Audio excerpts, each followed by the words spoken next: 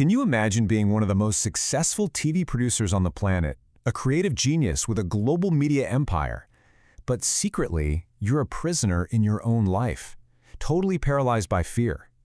Well, that's exactly where our story starts today. Let's dive in. That's Shonda Rhimes, the powerhouse mind behind shows like Grey's Anatomy and Bridgerton. And what she's saying here is just incredible, right?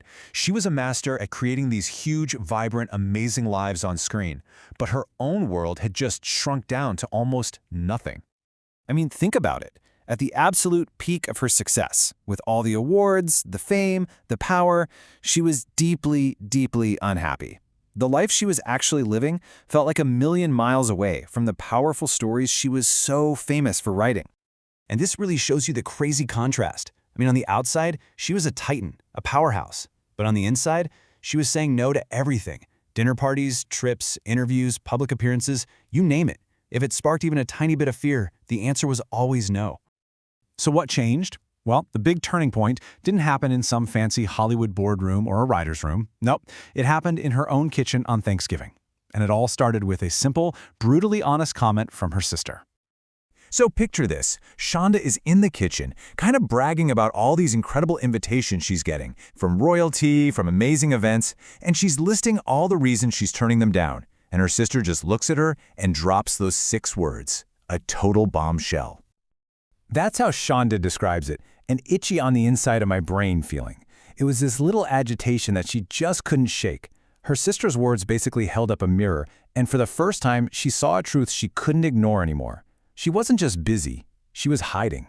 And once she saw it, she couldn't unsee it. And that's when it hit her. Her whole strategy for living her life? It was a complete failure. She was miserable.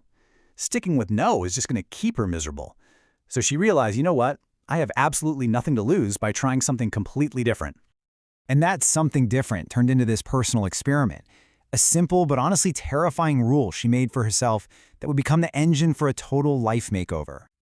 Just let that sink in for a second.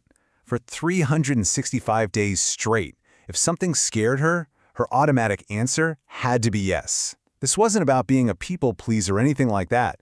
This was a head-on, no-holds-barred confrontation with the very fear that was keeping her life so small. So she started with these big, public, really scary challenges, giving a speech at her old college, going on live TV with Jimmy Kimmel. Each yes was terrifying, but with each one, she started to chip away at that massive wall of fear she'd built up. And this is the core lesson right here. What she found out was that the anxiety leading up to doing something was always worse than actually doing it. The action itself was the antidote. The more she did, the less power that fear had over her. But here's the thing. Saying yes to speeches and TV shows, that was just the beginning. The truly life-changing moments weren't the public ones. They were the quiet, deeply personal yeses that she had been avoiding for years. And this wasn't about what you might think. It wasn't about body image or fitting into a certain size. Shonda explains that she just felt physically awful. So saying yes to her health meant finally listening to her body and realizing she was using food to kind of numb her emotions, you know? So she started small, just by drinking more water. Oh man, I think a lot of us can relate to this one. She hated conflict. She'd run from it. But she learned that avoiding a tough conversation is actually way more exhausting and sometimes more cruel than just facing it. She started to just get to the point, realizing it's better to be direct than to dance around the truth. Now this one was huge. I mean, this is the woman who writes epic love stories and loves weddings. But when she got engaged herself, the feeling wasn't joy, it was suffocation. Saying yes to her true self meant she had to say no to the fairy tale everyone else wanted for her. Admitting that marriage wasn't right for her was unbelievably hard, especially telling her partner. But that feeling she describes, the greatest relief she ever felt, that's how she knew she'd made the right call. It was the kindest thing to do, for herself and for him. Okay, so here is the most fascinating, kind of paradoxical outcome of this whole experiment. A year of saying yes didn't turn her into a pushover who agrees to everything. Actually, it did the exact opposite. It taught her how to say a much more powerful, more intentional no. 10 years later, this is what she says is the biggest lesson of all. The whole point of the experiment wasn't to become more agreeable. It was about building the confidence and the self-awareness to know exactly what fits into her life and what doesn't. This breaks it down perfectly. Her old no was reactive, It came from fear. It was an I can't that kept her world tiny. But her new no, that comes from a place of clarity.